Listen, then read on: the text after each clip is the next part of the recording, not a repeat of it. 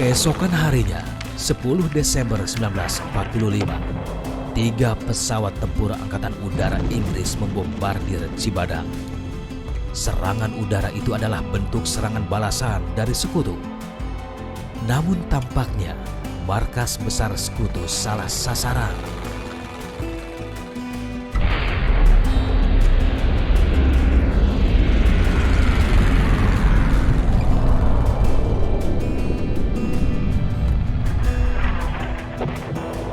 Cibadak merupakan kota kecil yang 72 tahun lalu, tepatnya pada tanggal 10 Desember tahun 45, menjadi sasaran pemboman tentara Inggris yang saat itu merasa ada sebuah perlawanan yang dahsyat ketika mereka melewati Bojong Kokosan.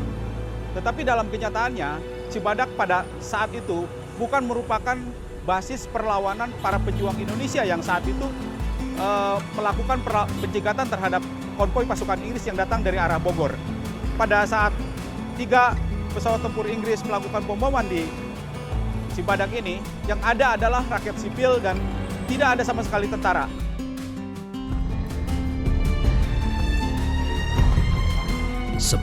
Desember 1945, melalui perintah radiogram Markas Besar Sekutu Jakarta, diberangkatkan konvoi tentara penolong Batalion 33 Gurkha Rifles dari markas sekutu di Cimahi, Bandung. Pasukan ini ditugaskan untuk membantu konvoi sekutu yang tertahan di Sukabumi dan mengawalnya ke Bandung. Namun usaha pasukan Gurkha Rifles tidak berjalan sesuai rencana.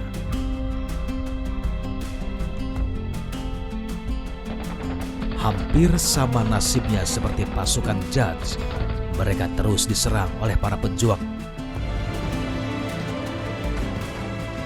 Salah satu perlawanan pejuang Indonesia terjadi di daerah Ciranjang, tepatnya di Jembatan Cisokan.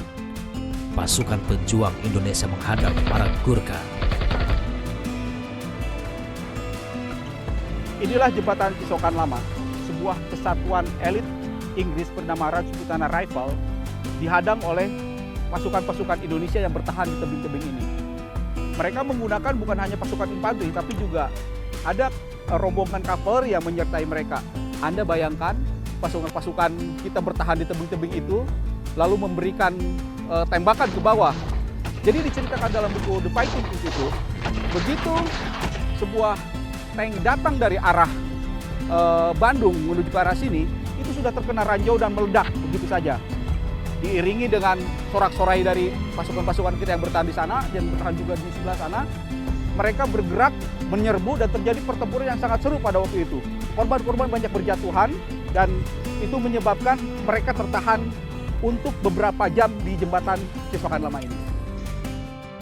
Tidak hanya di Cisokan, taktik sergap dan lari dipraktekkan oleh para pejuang Indonesia di sepanjang jalan menuju Sukabumi.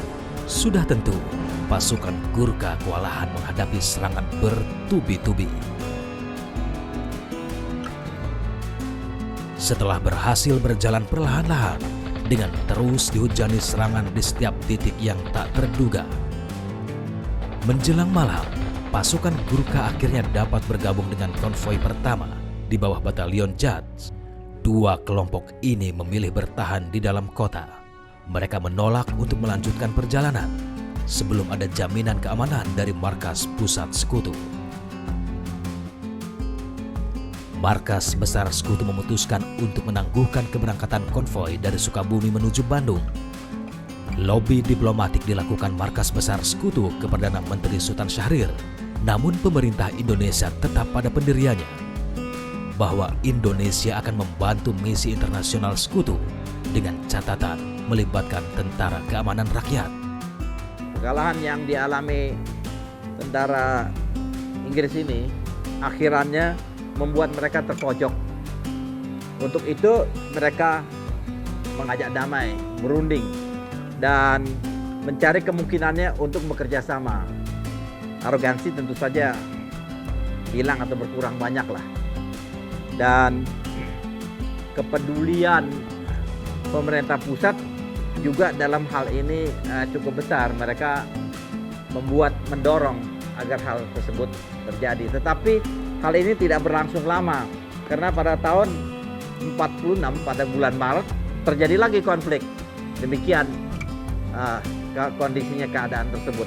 No war, no peace. Ada kalanya mereka perang dan ada kalanya mereka damai.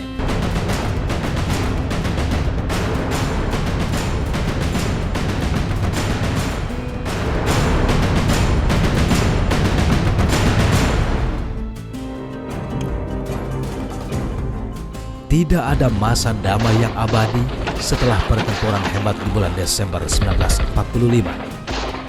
Ancaman perang masih terus menghantui seiring berjalannya waktu.